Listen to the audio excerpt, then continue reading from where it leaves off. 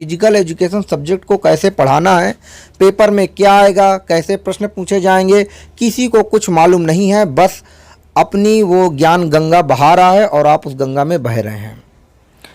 तो शिक्षा के क्षेत्र में, फिजिकल एजुकेशन के क्षेत्र में नया बदलाव के तौर पर फिजिकल एजुकेशन पॉइंट से जुड़े हैं, क्योंकि मैं देख रहा हूं कि जैसे प्रश्न परीक्षाओं में पूछे जाते हैं वैसे प्रश्न कोई पढ़ा नहीं रहा।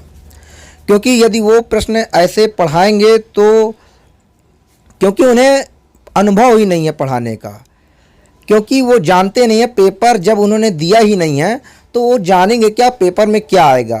दोस्तों, मैंने यूपी टीजीटी 2021 का पेपर दिया है और मेरे 446 नंबर यानी 111 प्रश्न सही हैं। तो मैं यूपी टीजीटी का जो भी पेपर है कैसे सेट होगा, मुझे सारा अनुभव हो चुका है। इसी अनुभव के साथ मैं आज ये वीडियो आपके सामने शेयर कर रहा हूँ।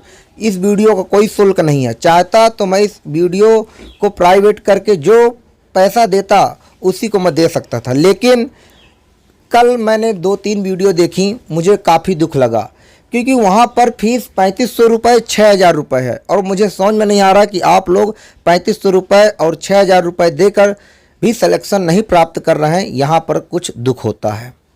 अरे जिसका सिलेक्शन होना होता है वो बिना पढ़े किसी पेड ग्रुप ज्वाइन किए और सेल्फ स्टडी से ही हो जाता है।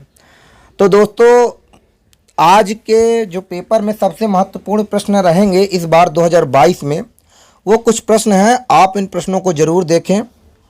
यहाँ पर मैंने प्रश्न लिए हैं कि शरीर की इकाई कोशिका को कहते हैं, इसी प्रकार श्वसन तंत्र की इकाई को कोशिकाएं कहते हैं, तंत्रिका तंत्र की इकाई न्यूरॉन कहलाती है, उत्सर्जन तंत्र की इकाई नेफ्रॉन कहलाती है, कंकाल मांसपेशी स्केलेटल मसल्स की यूनिट सार्कोमेयर कहलाती है, शरीर के ताप का नियंत्रण हाइपोथैलेमस द्वारा होता है, कंकाल तंत्र स्केलेटल सिस्टम में 206 हड्डियाँ होती हैं और 639 मांसपेशियाँ पाई जाती हैं। इसके बाद मैंने कुछ टॉपिक से और प्रश्न बनाए हैं।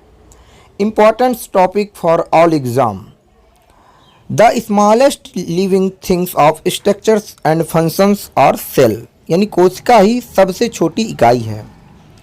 इसके बाद मैंने प्रश्न बनाया है, a tissue is a group of cells with similar structure and functions, there are 4 groups of tissue, यानी जो टिश्यू होते हैं 4 प्रकार के होते हैं, वो सेम स्ट्रक्चर और सेल का समूह होता है। इसी प्रकार तीसरा प्रश्न बनाया है, the outer layer of the skin and sweat glands are example of epithelial tissue. अब एनाटॉमी किसे कहते हैं, प्रश्न आया था टीजीटी में भी पीजीटी में भी। The study of human body structure, anatomy. Physiology किसे कहते हैं, द स्टडी ऑफ फंक्शंस। इसके बाद pathological, the study of disorder. अब इसके बाद बात करते हैं, पेपर कैसा भी हो पूरा करके आएंगे, यानी पेपर में प्रश्न कहीं से भी हो हम पूरा करेंगे। ये अंदर आपके कॉन्फिडेंस होना चाहिए। क्यों आपका एक प्रश्न गलत हो, क्योंकि यदि आप तैयारी अच्छी कर रहे हैं तो आपके प्रश्न गलत नहीं होने चाहिए। मैंने यहाँ पर 2 प्रश्न लिए हैं। पहला फुटबॉल से है, जो गोल स्ट्रक्चर होता है, जो फ्रेम होता है, वो आप सभी लोग जानते हैं 24 फीट यानी 7.32 मीटर वाइड होता है, चौड़ा होता है। इसी प्रकार 8 फीट यानी 2.44 मीटर लंबाई यानी उसकी ऊंचाई होती है। इसके बाद हॉकी का जो गोल स्ट्रक्चर होता है फील्ड हॉकी में 3.66 मीटर यानी 12 फीट वाइड होता है एंड 2.14 मीटर यानी 7 फीट टॉल यानी ऊंचाई इसकी होती है। अब इसके बाद यहाँ पर देख सकते हैं, the goal structure in the term handball is 2 metre high and 3 metre wide. इसी प्रकार जो पेनाल्टी किक है, पेनाल्टी किक को बोलते हैं commonly known as the penalties और स्पॉट किक। जैसे आप बोल दिया जाएगा पेनाल्टी किक का दूसरा नाम क्या है, तो स्पॉट किक। दोस्तों, यहाँ पर कोई प्रश्न किसी बुक में नहीं लिखा हुआ है, बस जो मेरे नॉलेज में 2022 के यूपी टीजीटी में पेपर में आ सकता है वही प्रश्न आपके सामने लेकर आया हूँ। 11 मीटर को 12 यार्ड बोलते हैं। The goal line and centred between the touch, दोस्तों यहाँ पर जो जहाँ से पेनाल्टी स्पॉट होता है उसकी गोल लाइन से जो दूरी होती है 12 मीटर या 12 यार्ड होती है। इसके बाद ओलंपिक्स मेंस, यहाँ बात की जाती है फुटबॉल की। फुटबॉल को ओलंपिक्स में मैन के लिए 1900 में शामिल किया गया है और वुमेन्स के लिए 1996 अटलांटिका ओलंपिक्स में इसे शामिल किया गया था महिलाओं के लिए। इसके बाद फीफा की स्थापना 21 मई 1904 को हुई है। अब यहाँ पर एक चीज़ लिखी हुई है, अब की बार ऐसी तैयारी करेंगे कि सारे प्रश्नों को हल करेंगे। व्हाई नॉट, होना भी चाहिए। यहाँ पर मैंने 2 पिचेस लिए हैं। Standard pitch measurement, the field hockey, जो हॉकी की फील्ड होती है 91.4 यानी 91.4 मीटर लंबी और 55 मीटर चौड़ी, यानी 100 यार्ड लंबी और 60 यार्ड चौड़ी होती है। इसके बाद in field hockey a penalty corner sometimes known as a short corner, यानी कुछ समय इसे शॉर्ट कॉर्नर के रूप से जानते हैं। अब इसके बाद हाल ही में जो ओलंपिक्स समाप्त हुए हैं टोक्यो में, उस पे कौन कौन से मेडल हमारे भारत के खिलाड़ी ने प्राप्त किया है।